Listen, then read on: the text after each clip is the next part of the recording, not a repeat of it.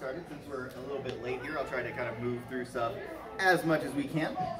So this panel is about Hikikomori, which is a disorder that is not quite currently defined, but it's a common thing you'll see in anime and manga.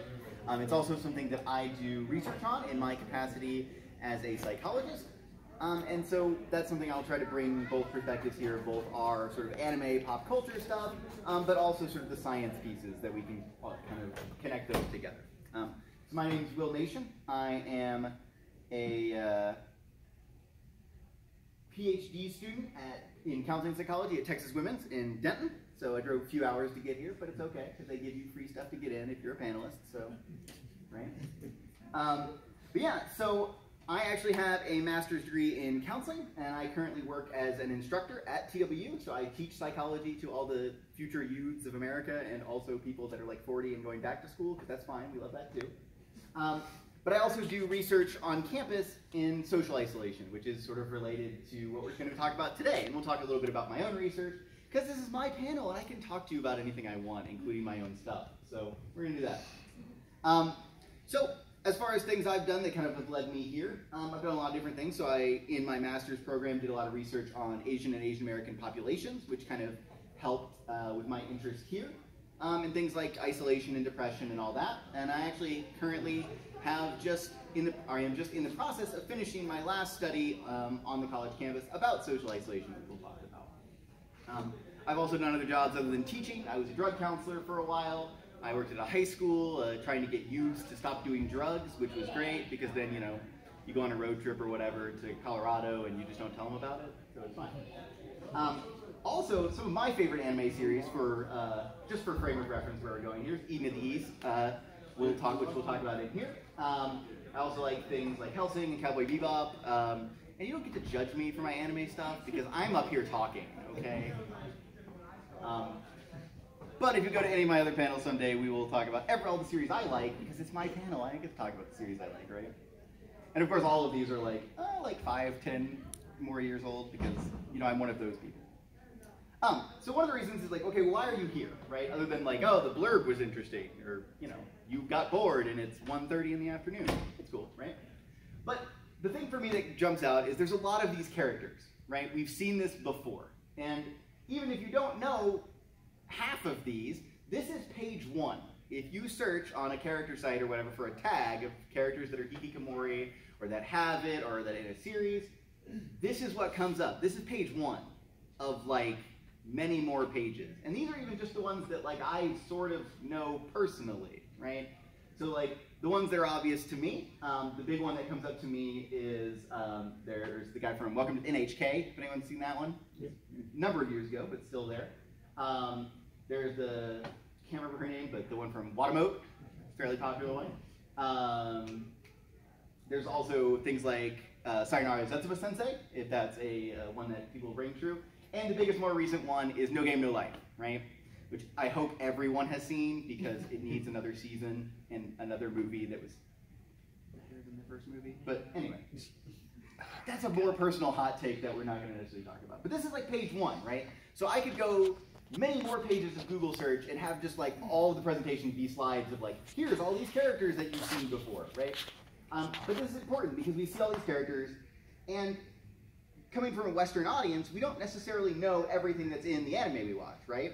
You ever watch something and you're like, I don't know what that is, right? Or they say something and you're like, that's why when they used to do 4Kids anime, they used to like, I'm gonna eat a delicious cheeseburger, right? Because like, we don't know what the stuff they do is. And that's part of this, is that translation and localization has gotten different over time, but we're shown cultural things from Japan that we don't maybe have the same context for. But we're still gonna get messages about what those things are. And so we'll talk about that a little bit here as we go on. But what I'm saying is there's a lot of these characters out there. There's a lot of them that are openly Hikikomori that they'll talk about in series. There's also a lot of characters that are sort of similar, which is important. We see them more often than we think, and that's important. People don't put characters in shows for no reason. Sometimes they do. Sometimes it's a throwaway character. But this tells us something about the media we're consuming, right? If you're always seeing a show that has a friend who's a comic relief, and like they're always a certain kind of person, you learn things from that, right? And that's thinking about what we're learning from them, or what's being shown to us about these characters, might give us some sort of insight about what people from Japan are actually thinking about, or how these people are being treated, which is important because there's a lot of people that have hikikomori, a lot of young people that are suffering, and a lot of them watch anime or read manga or series and things like that. And this is just covering this domain. But if you're watching that and you see people like you on TV, and the only version of the people like you see on TV is negative, that's gonna suck, right? People lost their minds when like Black Panther came out, right? Because like, wait, there's a black superhero? That's the craziest thing in the world. No, it's not. But a positive portrayal of a character is really important. And so we'll kind of go into that a little bit here. So, talk about some basic definition stuff. So we're gonna talk about sort of the disorder itself, talk about what it looks like, and then we'll kind of go into sort of deeper stuff and talk about series and characters and stuff like that. And if anything comes up where you have like a question or something, feel free to just pop up. You can also save to the end. I'll try to give us some time at the end to have questions, but not go over and be super rude, so yeah. But so hikikomori as a term is a lot of different things. So one of the things you'll see it referenced is like this character is a hikikomori, like it's that person. That's a really common one that people use. But it's also been used as an act, like you are performing hikikomori.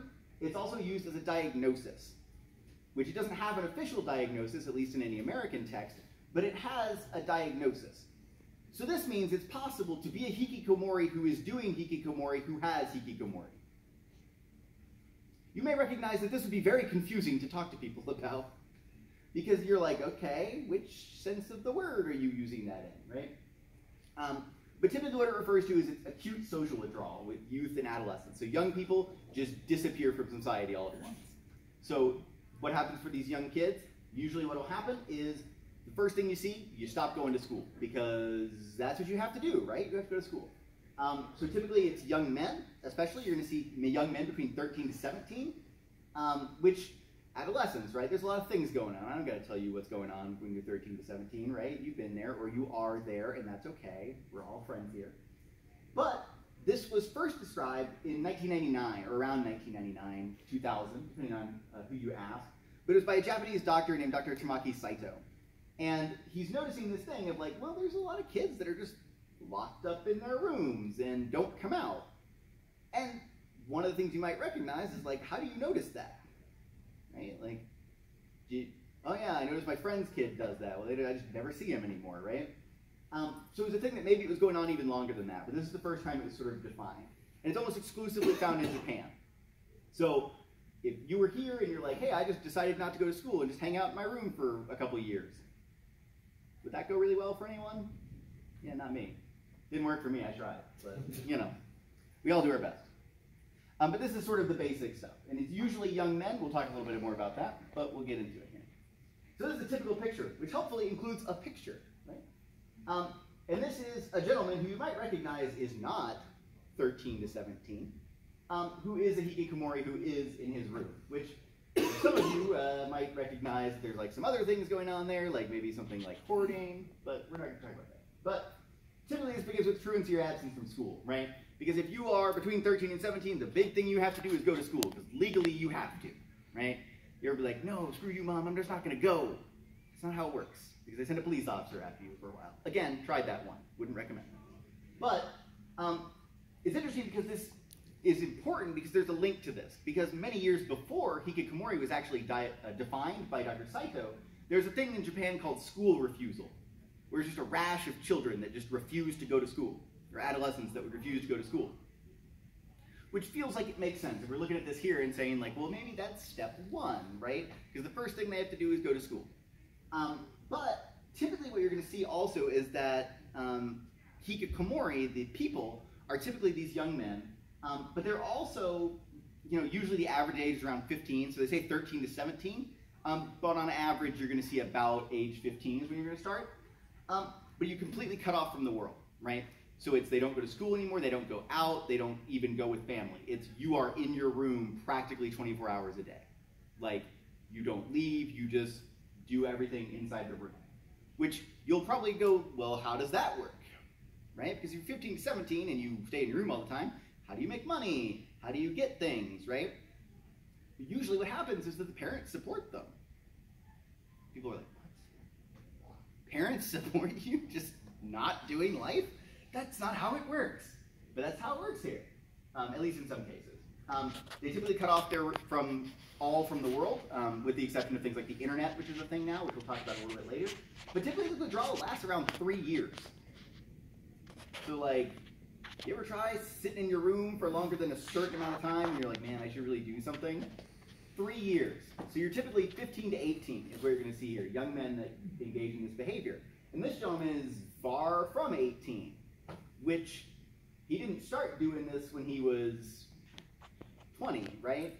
Like, this is someone who started doing this when they were 15 to 17, something like that, and then just stayed there. Because the average is, or the typical is 3 years, but there are people who have been hikikomori for decades now. And like, that puts it into perspective of like, these are young men that like grew up into possibly even middle age, just in their room doing nothing, right? Or at least engaging in a different sort of thing, which makes this a big sort of important deal, right? So typically what happens, isolation has to end, right? You ever done that thing where you like don't talk to people for a long time and eventually just either someone talks to you or you accidentally get into an interaction or something, right? Like, it can't go on forever. And that's the thing, because I don't know about you, if you tried to stay in your room for 3.5 years, probably someone would tell you you couldn't do that, right? Somebody would force you out of the house or make you get a job or something like that, right? And that actually happens here, so it has to end, right? It has to go away.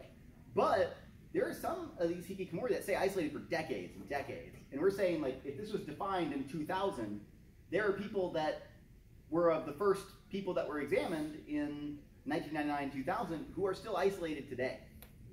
And that's a huge deal. And one of the things is this sometimes is by choice, right? So I don't know if anyone's ever seen Welcome to the NHK, but the series is like, okay, the guy like tries to get better, right?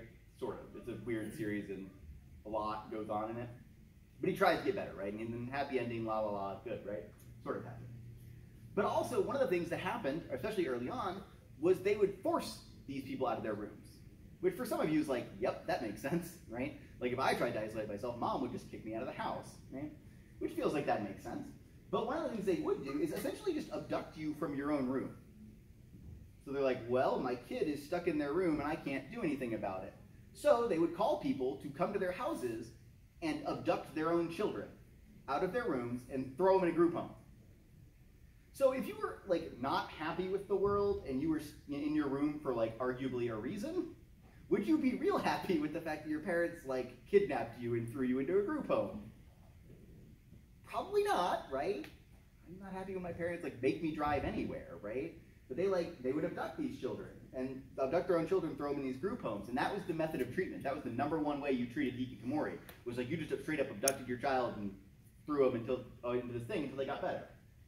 And it might seem obvious, but you know how fast technology and life changes these days, right? You open a meme from 6 months ago and you're like, ugh, I don't even remember what that was like, right?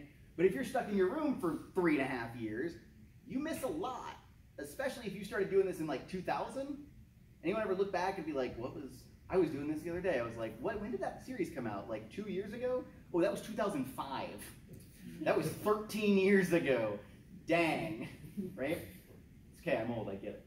But it's often very difficult, right? Time goes by, you don't have the qualifications needed to do certain things. Job markets change, society changes. A big one too, if you don't go to school, everybody else is 3 years down the line, right? You didn't finish high school because you dropped out and because you were a hikikomori. So everybody else graduated college. And now you need a college degree to get a job at Starbucks, right?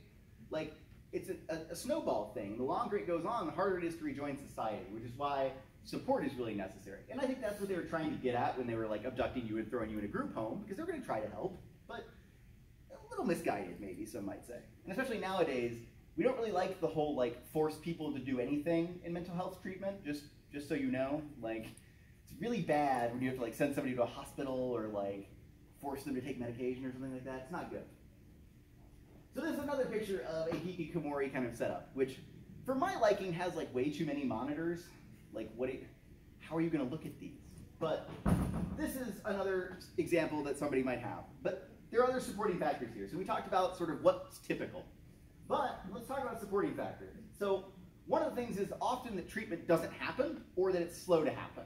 So what you'd want to do ideally is you start noticing your child withdrawing, right? You would want to be like on top of that, and talking to them and doing different things. And often that isn't what happens. And there's a lot of reasons for that, one of them being the stigma on mental health in Japan. So Japan is advanced in a lot of things, right? If you need a toilet that talks to you and sings, they're all over that. But there's some things that are maybe a little bit different culturally. And we know that because we watch anime and read manga and stuff, right? And you're like, that's weird, that doesn't even exist in the United States, right? But one of the things is the mental health stigma is really intense in Japan. So it is here too, right? But we have like depression ads on TV, right? And they're like, it's okay, talk to your doctor, right? In Japan, it's a lot worse. And what'll happen is like, okay, my kid is a hikikomori, and now I can't tell anyone. Because if I tell anyone, my family is shamed, or I am a bad parent, or my child is a bad person. And that becomes a huge deal. And we'll talk about why, partially why that is, especially here. But that's one thing that comes in. Stigma is really important. And if it slows down, it's harder to treat the longer it goes on. If you have a hikikomori that's been in their room for 3 years, it's a lot harder to help them than if they just started, right? Another thing too is that parent income and parent education levels are actually correlated with children that have hikikomori. And anyone want to take a stab at why that might be? Go ahead. They can afford it. They can afford it. Yep. Anyone grow up broke? Just kidding. Don't raise your hand. You can't. I'm not outing you. But like, if you grow up broke, your parents aren't going to let you stay in your room for 3 years, right? Even if you grew up middle class, like my family was straight up middle class, and they're like, get out, get a job. Like, come on. Like, you are 18 and 1 days old. Get it together. Okay? But if your parents are educated enough and have enough money, they'll support you, right? And that would be part of the argument here. And part of it is that because of the stigma, parents are willing to support it, or at least look the other way and like let them live there and pay for their food and stuff like that. So there's that piece of it there. Also, probably not shockingly, absence from school is highly related to being a hikikomori. Because you don't go anywhere. Woo! Yeah, science is easy, right? You're just like, look, I found this 100% correlation. Duh, though. Big one someone taught me was there's a correlation between palm size and reading ability. You know what that is? That's a good one, but no. If you measure kindergartners, they have tiny hands. And they can't read. If you measure adults, they have larger hands and they can read. Congratulations, you bow in silence, right? That's one of those things that comes in here. But usage of internet and media is also very prevalent. So this has changed a little bit because some of us might remember back in the before times in like 1999 or 2000, right? Internet was a little bit different than it is now, right? Now you've got like Crunchyroll on demand or Funimation or whatever, and you can just like sign in and watch anime all the time, or torrent it illegally if you're a bad person, right? But now you have access to literally everything in the world on the internet, right? It didn't used to be that way. But usage of internet and other media is very prevalent. So one of the things you used to see before the internet was a huge thing is like they would watch media, like animes on TV in Japan. I know it's crazy, right? But they would watch those and they would be consuming media a lot, or they would get them through some other way. Now the internet's come about and now there's a big deal with that, where you don't really have to leave the house for a lot of things, right? Amazon will bring it to your door in 2 days. It's great. Unless it's Christmas, then they're like, it'll be after Christmas because we have to let our 2 employees go and have time with their family, right? But the other thing is that often media exposure is really negative. So if we went back to the character page that had all the pictures on it, not a lot of them are like well-liked main characters, right? And we'll talk about a little bit why that is. But that's one of the things, is that exposure is often very negative, and we'll give talk about some explanations for that. So the other thing here is that some people would ask, well, why is this, right? Because if you told anyone what this sounded like, and they're like, well, that's clearly not possible, right? It just wouldn't happen. Well, it does happen. It happens in Japan. And so why Japan? And for some people, for some researchers, they say it's a uniquely Japanese thing. That the reason it happens in Japan and nowhere else is because there's something in Japan that makes sense with these factors. And so one of the things is, as opposed to American society, American culture, which is very sort of individualistic, like you did a good job, but you know, your success, everybody else's success, right?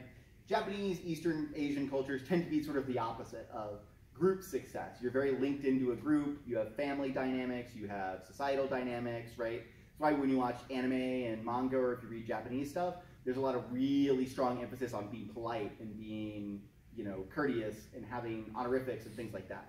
That's part of the reason this comes in. And so some people would say, like, doing this, becoming a hikikomori, makes you uniquely wrong in Japanese society. That it's a pushback to society. That, like, I am not accepting the values of society, I'm doing my own thing. Because it's very individual. You're not isolating with a bunch of people, you're isolating yourself, even from your family, which is often like a really big deal. Family is a huge deal in Japan, more so than it is in other places maybe.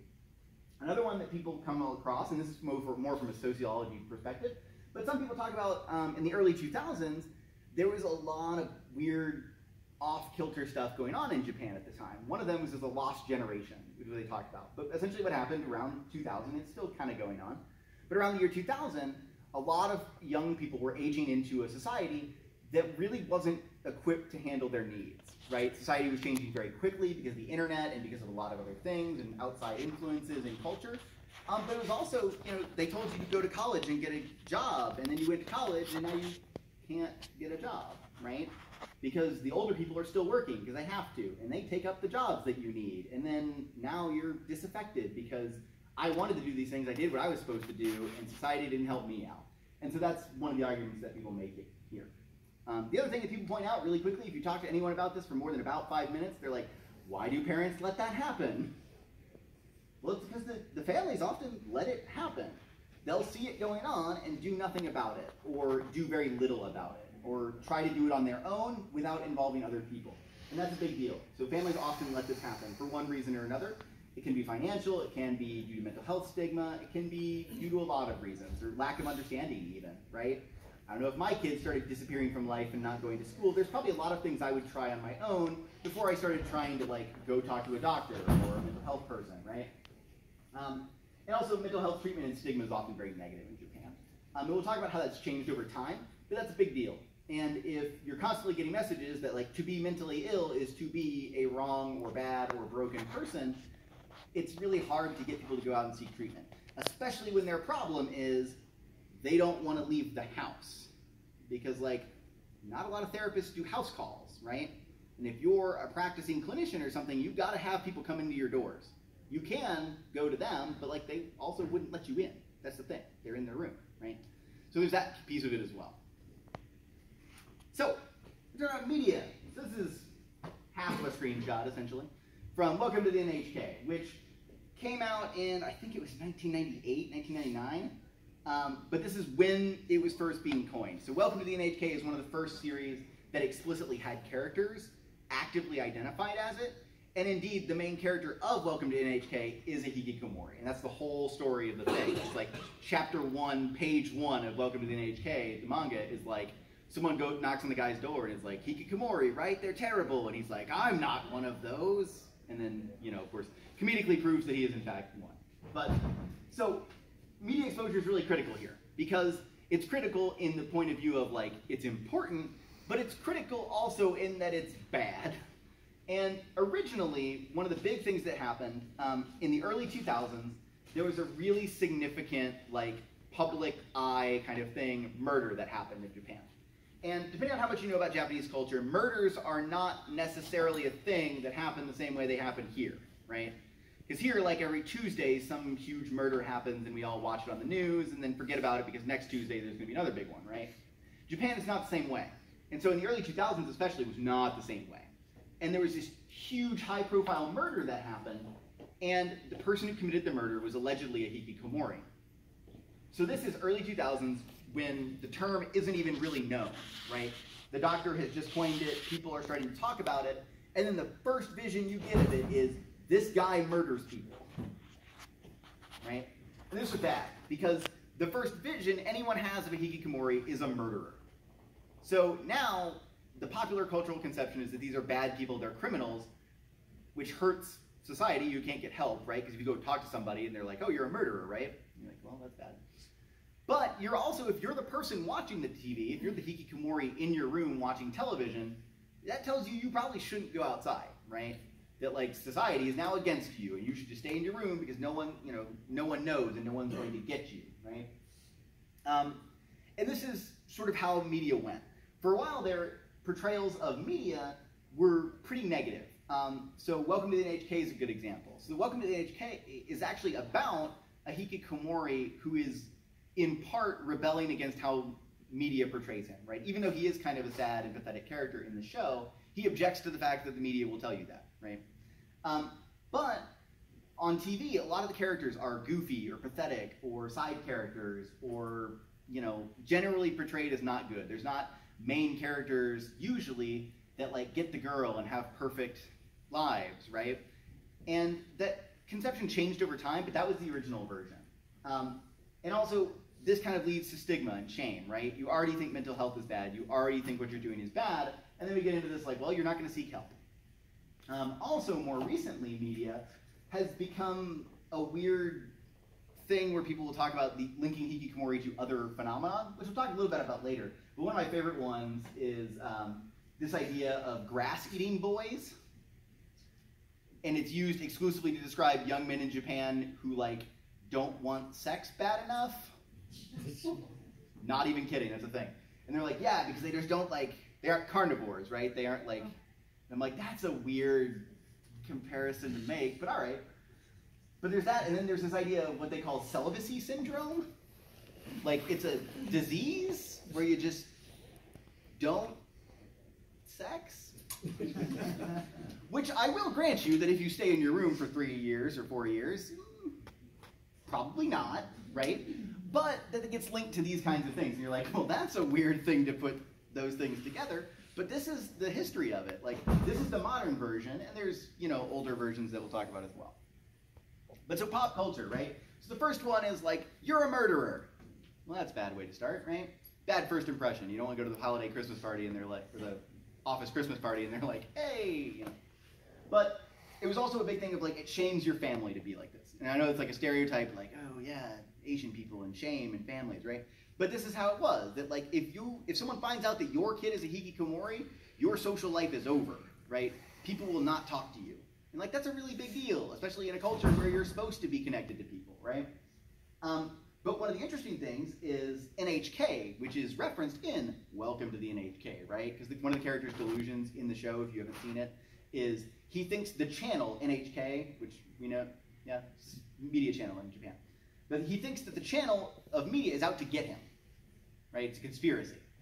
But it was interesting because NHK was actually partially responsible for the negative stereotype, but then started these like educational series and specials on Hikikomori that actually raised awareness. So it's like, well, you were part of the problem, but you're part of the solution. So are we mad at you? I don't know.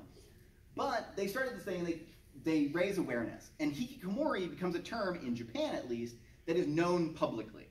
That people know what it is, people know what it's supposed to look like, and can talk about it. Which is important, right? Because if you try to describe to somebody what depression is like without actually having the word depression, that's real hard, right? Because if you come into the thing and you're like, well, doctor, I kind of feel sad. And they're like, well, everybody feels sad. I'm like, yeah, but I feel more sad. You're like, right, but sometimes people just feel more sad. And you're like, no, but... right? So now you have the word to describe it. And they're like, my child is this. I know what to do with that. Kind of, right? So that's part of it. One of the things is that there's a lot of links to otaku culture here, which sometimes makes sense, right? Because the origin of the word otaku is sort of like other, right? You're like not mainstream, arguably. Which is funny because we're here like, no, anime's totally mainstream, man. It's on Netflix now. Like, you're right, but, But there was a link to this because there's a lot of appearances in anime and in manga, which is important because we're talking about like, where do you see these characters? Well, if the only one you see on television is they're a murderer, and you're reading your favorite manga or whatever, and they're kind of a goofy character, but they didn't murder anybody, so that's progress. So this is where you can start to see those. And there's a lot of these in anime and manga. The problem being that a lot of them were comic characters or side characters. So this is the, fourth tier friend character that appears in like 2 chapters and then is never seen again, right? Or like, they say 3 lines and then they just are in the background of scenes, right? Which is kind of a problem. Because it's a one-trick joke, right? You get a joke out of whatever that character's life is like, and then you just kind of, okay, go away. Which is not as good. But recently this is changing, right? So there's more awareness, there's less stigma, and this is partially Hikikomori itself and partially mental health. Mental health awareness has come a long way in Japan in the last 20 years, which is important because the more awareness, the more ease of seeking care, the better things are going to be. Also, you'll get shows now where Hikikomori are main characters. So No Game, No Life. Sora and Shiro, first episode, like third line, are like, we're Hikikomori, and it's super awesome, right? Which, but yes, right? And they're proud of it, and they're like hyper skilled, and they're like the best gamers in the world, right? Which, you know, is better than what it used to be, right? Also, there's been a thing that's happened sort of recently in the last 10 years-ish of NEET. Is that a thing that people know about, right? Not in education, in employment, education, or training. Education, employment, or training, whichever one, right? But it's people who proudly or otherwise aren't in society, right? Or at least in the traditional methods. Because if you're in Japan, what you do is you go education, you get training, you get job, right? So if you aren't doing those things, this is where NEET comes in. And it is in some series, so like Eden of the East, for example, there's a really significant thrust of like, these characters are this, and they're like super okay with that, right? Because it's sort of a rebellion, but like also they have the internet and they have each other, and you know. But NEET also became related to Hikikomori in a lot of ways, and you'll see those characters sort of conflated a lot of times because they're sort of similar. So this is actually one of the characters from Sayonara Zetsuba Sensei, which is one of the first portrayals I ever saw of it. So this is where we're going, but there are misconceptions here. So I've spent all this time telling you all these things that happen, right? They stay in their rooms and they never leave, and yeah, well, that's not right. I know, I'm sorry, I told you all these things and now they're all wrong. But they do actually leave their rooms. So one of the things you'll see if you talk to a Hikikomori a lot, they'll say like, well, I do stay in my room most of the time, but sometimes I do leave. Right? They'll go to a convenience store, they'll get food, they'll go shopping, they'll do things they need to do. They often do it though at times that aren't normal or normative, right? Go to the grocery store at 3 a.m. because nobody's gonna talk to you, right? You don't have to interact with people, your parents are asleep, that kind of thing. So they do leave their homes, which is important. Also, Hikikomori can be young women, which is interesting because my first exposure to this was Sayonara Zetsuba Sensei, where it's a female character.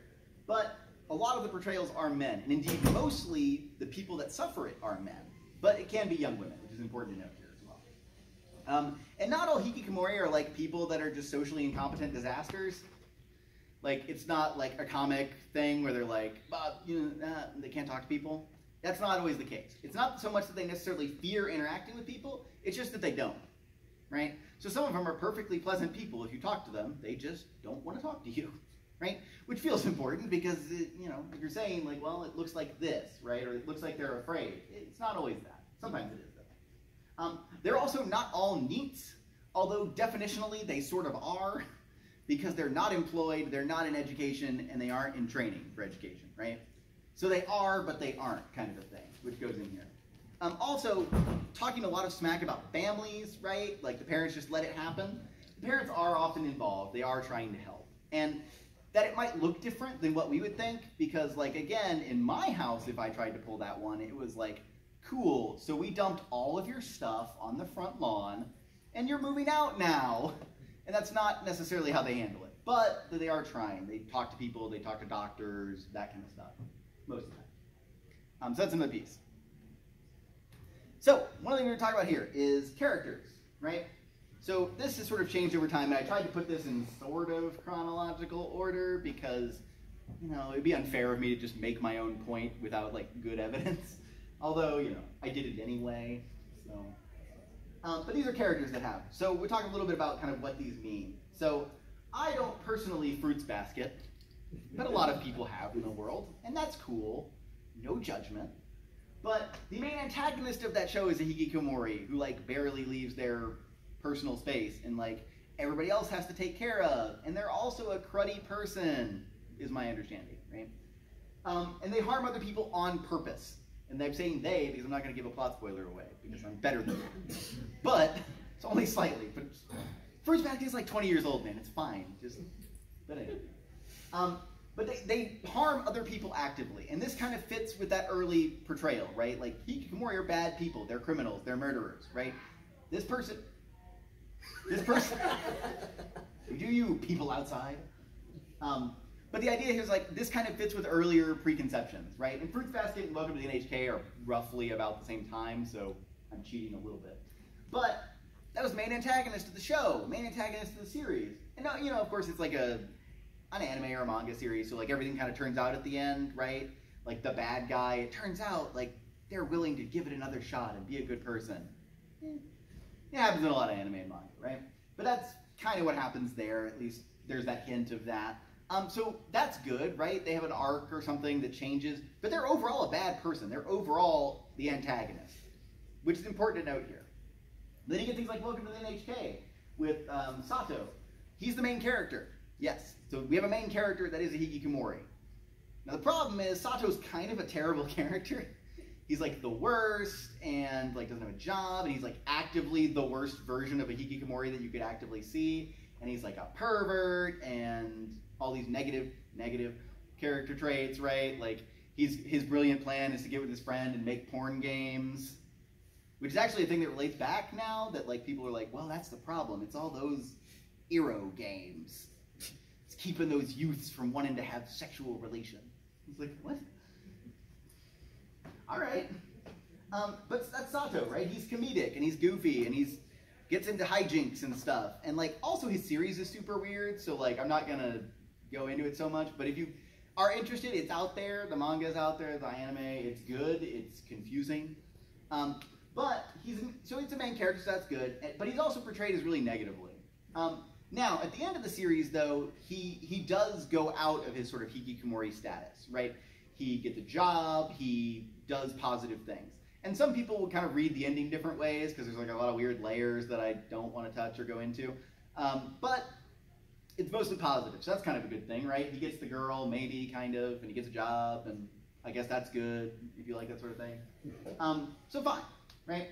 Another piece, and this is my first version, but Komori from Sayonara Zetsuba Sensei, who actually, when you read it in the version of like, okay, the character name, it's supposed to be a pun. It's supposed to be a play on words on Hikikomori. You do it the right way. Also, the Japanese version, the way they do it in Japan, is actually even more of a pun on Hikikomori, because that's the whole character. That's the character's whole thing. And she's a side character. She has like one chapter dedicated to her. And I'll tell you exactly how it goes, because I'm not afraid to give you spoilers about one chapter of Sayonara Zetsuba Sensei. It was 2005. People get it together. But there's one chapter with this character in it, because she's absent from school, and they're like, and Zetsuba Sensei's like, well, she can't be absent from school. That's not how this works. So he goes to her house, which you could tell is going to go great, right? Because she's a Hikikomori. So he goes to her house, and he's like, man, you have to come to school. She's like, no. Oh, well, there you go, right? No. So he spends the whole chapter trying to get her to come back to school, because he needs her in school. Not necessarily for any positive reason, really, but he needs her in school. And so, by the end of it, he convinces her to come back to school. And it's portrayed two ways. I think the anime does it slightly differently. But you want to know what he does in the manga? He builds her a little hutch. Not kidding. He builds her like a rabbit enclosure in the classroom. Out of stuff from her room. Because then it's like she never left her room. Which is problematic for a lot of reasons, right? Really, the problem is that, like, if you just build them a little, like, totem of their room, they'll be okay. Like, it's not really the point, but all right.